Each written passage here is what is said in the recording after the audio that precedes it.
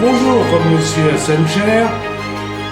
J'ai vu que vous aviez publié 2 articles concernant la cession secrète qui aurait eu lieu à Djibouti de la compagnie aérienne par Guélé vers une société, une banque qui s'appelle Salam African Bank. Bon, est-ce que vous pourriez nous en dire plus? Parce que vous prétendez dans un article notamment que la cession de cette compagnie aérienne entraînerait une mainmise sur l'aéroport de Djibouti pratiquement par cette banque, et vous estimez que cette banque a des liens avec des organisations terroristes comme Al-Shabaab.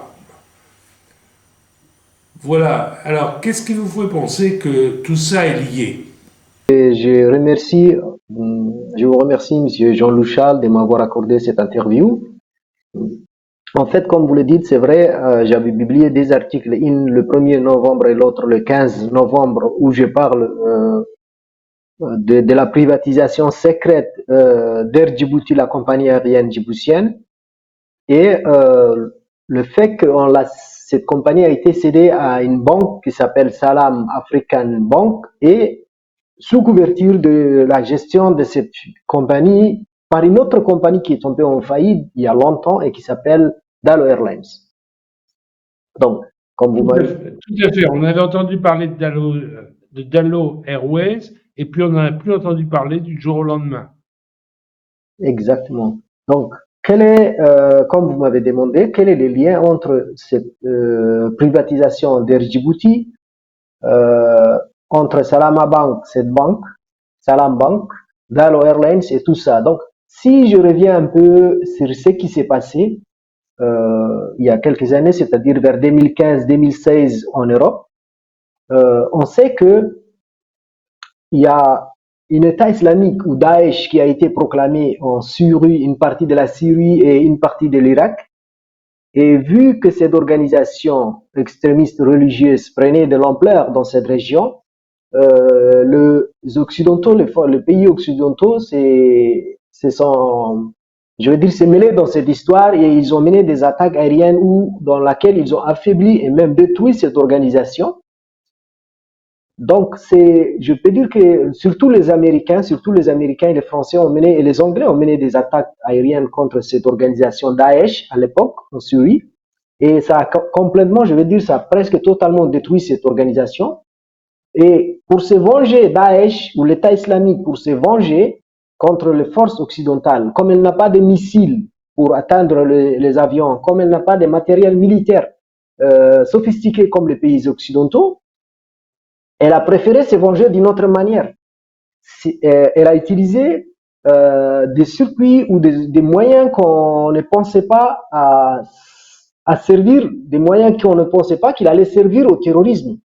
On sait que le circuit migratoire est dans la main des organisations mafieuses du crime, les organisations du crime, que ce soit la bègre ou la mafieuse, qui exploitent à des fins économiques simplement. Mais Daesh a trouvé une idée d'exploiter ces réseaux, ces circuits migratoires à d'autres fins, à des fins terroristes. Ils ont utilisé, en se liant d'amitié ou en payant ces organisations du crime qui aient utilisé ces circuits migratoires à des fins économiques. Daesh a payé ou s'est lié en accord avec ces organisations pour faire passer ces agents terroristes ou bien ces kamikazes. Et d'ailleurs, ils ont réussi à faire passer, à refaire passer ou à faire passer des terroristes dans ces circuits qui sont arrivés en Europe. Et on sait ce qui s'est passé, les attentats de l'Estade de France en 2015 et du Bataclan, les attentats terroristes en Belgique du 22 mars 2016, tout ça ont été faits par des éléments qui avaient des liens avec Daesh, et dont certains sont revenus du terrain du djihad pour mener des actions en Europe. Bon, est-ce que vous ne pensez pas qu'on va un peu loin là, puisqu'on sort carrément de Djibouti là? On sort carrément de Djibouti, mais il y a un lien entre cette affaire et ce qui se trame à Djibouti actuellement. Quand j'ai publié Oui. l'article, beaucoup de gens ont dit, ah, étaient étonnés là, quand j'ai publié l'article, moi j'ai parlé un peu de ça. Le lien qui peut exister, c'est que ces derniers temps, on sait que les Occidentaux, surtout les Américains, ont accentué la pression et le raid aérien qu'ils mènent contre Al-Shabaab en Somalie, contre l'organisation terroriste qui s'appelle Al-Shabaab, qui se définit défendre une idéologie islamiste ou de ce genre, alors que ça n'a rien à voir avec ça en réalité, le fond de cette organisation. Et là, je crois que Al-Shabaab va tout faire pour se venger des Occidentaux. Il va essayer de mener des actions contre les forces occidentales, surtout installées à Djibouti. Contre des pays occidentaux, il faut s'attendre à ça, comme ce qu'elle a fait Daesh. Bon, on s'écarte un petit peu, mais c'est intéressant. Mais d'abord, qu'est-ce qui vous fait dire quelles sont les preuves que l'on a que Guelleh aurait cédé la compagnie aérienne à cette banque? Quelles preuves avez-vous? Le, le, le preuve, c'est d'abord, on sait que euh, Dalo Airlines est une compagnie qui est tombée en faillite. Ce qui est drôle, c'est donner la gestion, remettre la gestion d'une compagnie qui existe nationale à une compagnie qui est en faillite et qui n'existe pas, qui est tombée en faillite, une compagnie qui est tombée en faillite. Deuxièmement, cette compagnie, elle est tombée en faillite. Deuxièmement, Attendez. Qu'est-ce qui prouve qu'il l'a fait? Est-ce qu'on a des preuves? Est-ce qu'on a des soupçons? Qu'est-ce qui prouve qu'il a cédé la compagnie? il a cédé la compagnie. En fait, ce qui prouve, c'est dernièrement les employés de Air Djibouti ont eu une réunion avec Salam African Bank il y a 2 semaines de cela, je crois environ. C'est le début du mois de novembre. Les employés de cette compagnie Air Djibouti ont eu un rendez-vous avec Salama Bank, un entretien, et c'est Salama Bank qui devait je vais faire des briefings pour garder le nombre qui allait décider le nombre d'employés qu'il allait garder et licencier les autres. Donc, si Salam African Bank commence à gérer le personnel de la compagnie, à licencier certains, ça se voit qu'il y a eu une privatisation qu'en cachette, oui. Oui, bon. Alors, ce premier point étant acquis, le deuxième point, c'est quel est le rapport entre la gestion d'une compagnie aérienne et la gestion de l'aéroport. A priori, la compagnie aérienne est cliente de l'aéroport. Exactement. Alors, pourquoi est-ce que vous craignez dans la gestion de l'aéroport des prises d'intérêt, quoi, et des manœuvres? Exactement. La compagnie aérienne Air Djibouti avait beaucoup d'opérations dans son actif, en fait. Elle n'était pas simplement une société privée qui faisait des vols à Djibouti, mais c'était une compagnie aérienne nationale qui avait beaucoup d'opérations dans son actif. Il y avait comme la gestion des vols, de certains vols. La circulation aérienne, elle pouvait accéder facilement aux activités ou la circulation aérienne de l'aéroport. Elle avait la gestion des bagages et des fret. Elle a une service qui s'occupe de la gestion des bagages et des fret, ce qui signifie que des bagages peuvent passer au nom de Air Djibouti, géré par des agents de Air Djibouti, sans que la sécurité particulière de l'aéroport ne sache ce qui se passe. Oui, mais les douanes contrôlent tous les bagages qui viennent d'Air Djibouti, d'Air France ou d'une compagnie autre. Exactement, mais il y a ce qu'on appelle dans cette gestion, il y a ce qu'on appelle l'option VIP section.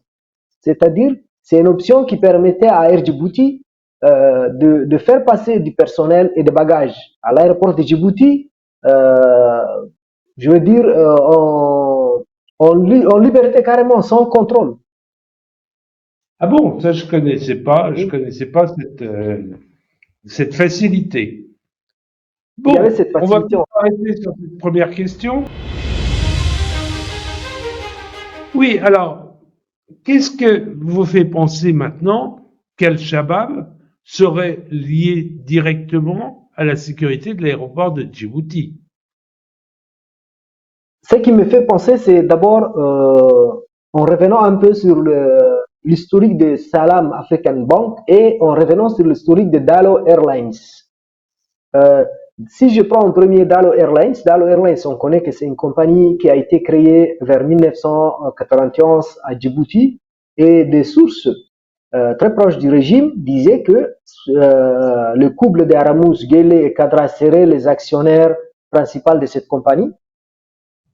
Donc cette compagnie, on sait qu'elle a eu une histoire avec le terrorisme, c'est-à-dire qu'elle a connu le vol de Dalo Airlines 3159 venant de Mogadiscio vers Djibouti a été la cible d'un attentat terroriste. Oui. Et revendiqué par Al-Shabaab. Donc, il n'y a pas eu une vraie enquête à cette époque. Il n'y a jamais eu une vraie enquête, en fait, de la police somalienne à cette époque. On a dit qu'il y a eu une enquête, mais personne n'a vu cette enquête, les résultats de cette enquête.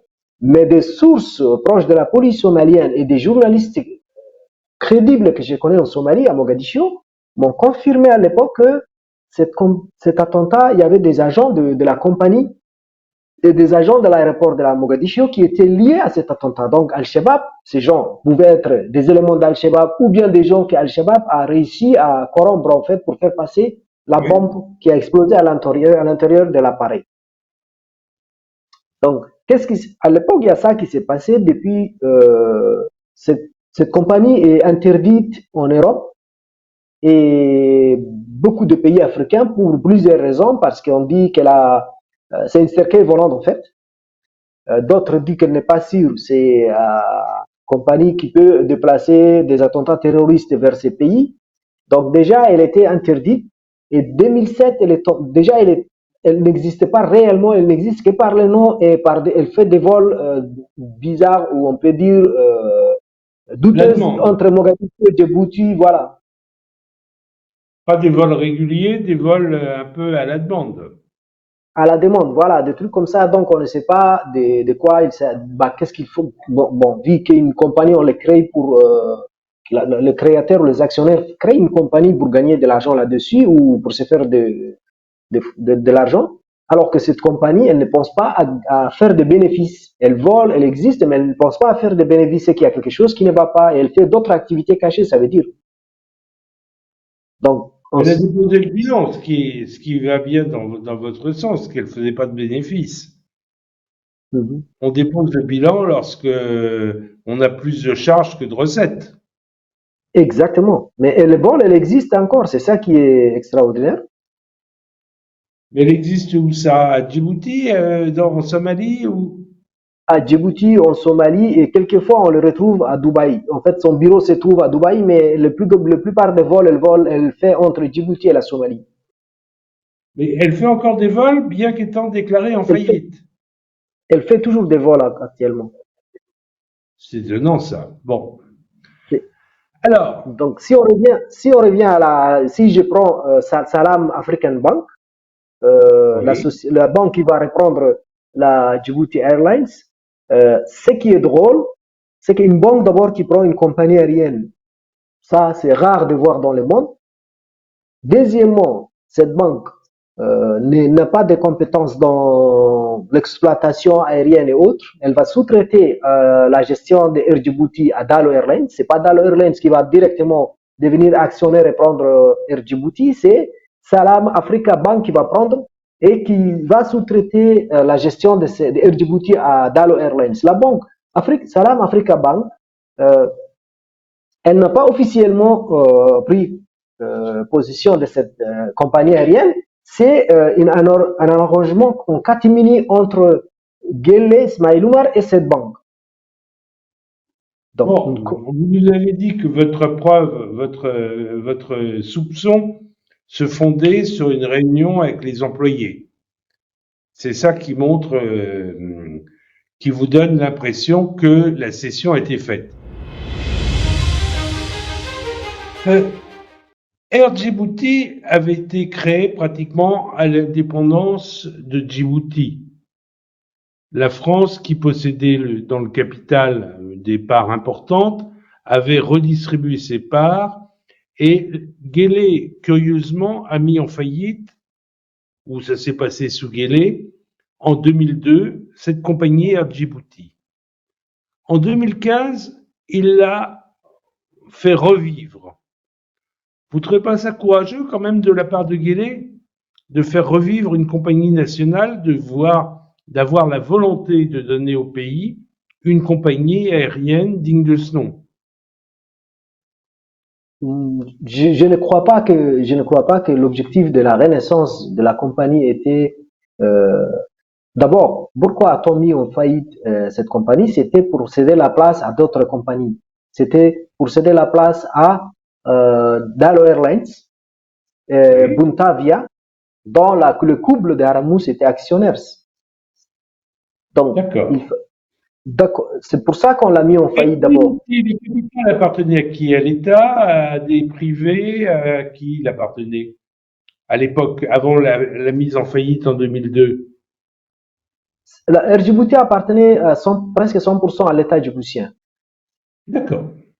Donc Euh, là, il y a eu un transfert vers Dalo qui, d'après vos informations, appartiendrait principalement au couple présidentiel. Exactement, c'était pour céder le marché à Dalo Airlines et Buntavia. Il y avait aussi une compagnie qui s'appelait Buntavia qui fonctionnait un peu comme Dalo Airlines aussi, qui utilisait des Oui. avions douteux, qui avait des vols douteux, ce qui était tout à fait bizarre aussi. Donc, c'était pour l'objectif était de céder le marché pour effacer du marché Air Vous Djibouti. vendez l'actionnaire, en gros. Voilà, exactement. Euh, Bon. Bon. Mais maintenant, en la réactivant en 2015, les parts allaient vers qui? Vers le couple d'Aramus ou vers l'État en euh, 2015? On nous a dit au début qu'il y avait trois actionnaires, il y avait des actionnaires dans cette compagnie. En fait, au début, dès qu'on a relancé la compagnie en 2015, on nous a dit qu'il y avait deux grands actionnaires, l'État djiboutien et puis une compagnie, un monsieur qui venait de l'Angleterre, c'était un ancien acteur de cinéma, je crois, qui avait créé une compagnie à l'époque et lui aussi il est actionnaire, on nous a dit. Mais au fil du temps, nous avons découvert que tout ça a été faux, que le seul actionnaire de Air Djibouti, vu des entités de l'État djiboutien, l'aéroport de Djibouti, et puis ce qu'on appelle l'autorité portière et des enfants de Djibouti, que Ismail Omar a créé, qui coiffe un peu tout ce qui est port, aéroport et route à Djibouti. Donc ces deux entités djiboutiennes étaient les actionnaires principaux de cette compagnie. Donc on a découvert plus tard ça en fait. Et qu'est-ce qui se passe aussi? Cette compagnie, Ismail Omar euh, a nommé son conseiller de la présidence, un certain jeune qui s'appelle Abdurrahman Abdullahi Ali, qui est conseiller de la présidence comme directeur général de Air Djibouti. Oui. Donc, qu'est-ce qu'un conseiller du président qui travaille déjà à la présidence doit faire encore à gérer une nouvelle compagnie qu'on doit réussir à faire marcher? Donc, ça n'a aucun Ah, sens. il gardait son poste à la présidence. Exactement, il avait les deux postes il avait les deux postes. En fait, il cumulait les deux postes. D'accord. Donc, ça n'a aucun sens déjà. En plus, c'est pas quelqu'un qui a des compétences dans le domaine aérien. Il avait un poste à la présidence qui relevait de sa compétence, en fait, des études. Donc, on nous dit que c'est sa tante Kadrahid qu'il avait envoyé là-bas pour des activités, on le sait bien, pour d'autres intérêts que pour un intérêt national. Il y a aussi l'autre nomination qui est extraordinaire à Air Djibouti, à la relance d'Air Djibouti, c'est M. Hussein Ibrahim Hassan, qui est l'actuel directeur administratif et financier, en quelque sorte l'agent comptable l'équivalent de l'agent comptable en Europe de cette direction, de cette compagnie aérienne. Et ce monsieur a été condamné pour des raisons d'abus de biens à Djibouti parce qu'il était l'agent comptable à l'époque d'Enishke. Il a été mis en prison. C'est Kadra Haït qui l'a retiré de la prison pour le nommer directeur administratif et financier de cette compagnie. Il avait 10 ans dans sa condamnation. Il était empêché pendant 10 ans de ne pas toucher une activité qui relève d'un poste de responsabilité qui relève des finances ou de la comptabilité. Or, Kadrahid fait le contraire de ça et elle l'amène, sa tante Kadrahid l'amène comme directeur financier de Air Djibouti. Alors, Air Djibouti a les mêmes privilèges à l'aéroport, c'est-à-dire que vous m'avez parlé de la VIP section, a les mêmes privilèges à l'aéroport que Air Djibouti à l'origine, ou elle en a moins maintenant? Elle a les mêmes privilèges. Elle a les mêmes privilèges. Exactement. Bon, alors, moi je dirais en conclusion, quel est le message que vous voulez faire passer aux Djiboutiens et aux Djiboutiennes qui sont au pays, mais aussi beaucoup à l'étranger parce qu'ils ont été forcés de s'exiler? Quel message que vous voulez leur passer? Le message que je veux faire passer aux Djiboutiens, c'est d'être sensible à tout ce qui se passe, de suivre et de faire passer l'information, de suivre, de s'intéresser à ce qui se passe dans leur pays, mais de faire sortir les informations, parce que de plus en plus des informations vont sortir sensibles sur la gestion du pays dans tous les domaines, que ce soit économique et terrorisme, plus le régime sera affaibli. Et deuxièmement, actuellement, on a vu que il y a quelques jours de cela, c'était je crois le 13, si je me trompe, il y a quelques jours de cela, l'ambassade américaine au Kenya avait fait une intervention dans laquelle euh, il demande aux Djiboutiens, Somaliens et Kenyans, tous les gens de l'Afrique de l'Est, de fournir des informations, de partager les informations, ceux qui ont surtout les informations sur les activités financières des groupes terroristes comme Al-Shabaab. Et on sait qu'à Djibouti, il y a beaucoup de gens qui peuvent partager avec ces genres d'informations. D'autant plus que ces personnes, ils seront payés, ils vont gagner, ils sauvent, ils vont gagner et ils seront payés, c'est rémunéré en fait en quelque sorte. Et deuxièmement, ils vont contribuer à la sécurité de leur pays et de la région.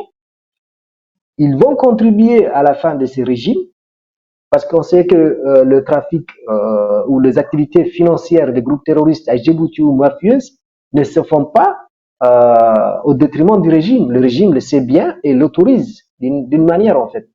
Donc, je fais passer à ça. Je fais passer aussi un message aux pays occidentaux, aux forces occidentales stationnées à Djibouti, qu'il ne faut pas prendre à la légère cette affaire parce qu'on sait ce qui s'est passé en 2014 quand il y a eu l'attentat de l'hôtel La Chaumière, le restaurant La Chaumière à Djibouti. Les deux terroristes qui se sont fait exploser dans ce restaurant ont eu la collaboration et la facilité de certains agents du régime pour rentrer sur le territoire de Djibouti. Jusqu'à aujourd'hui, cette enquête n'a pas été conclue, malgré que beaucoup de pays qui ont eu des victimes dans cette affaire ont demandé à maintes reprises à l'État djiboutien de leur transmettre la conclusion de ce rapport. Djibouti ne veut pas finaliser cette enquête et elle le fait traîner jusqu'à aujourd'hui, c'est-à-dire presque actuellement, ça fait 8 ans. D'accord. Donc, vous voulez faire passer un message à la fois à la diaspora djiboutienne et aussi à la communauté internationale d'être très vigilante sur les affaires de Djibouti, sur cette affaire en particulier de cession secrète de la compagnie aérienne et surtout sur les risques que posent les fractions islamistes qui pourraient avoir pignon sur rue pratiquement à Djibouti. C'est bien ça?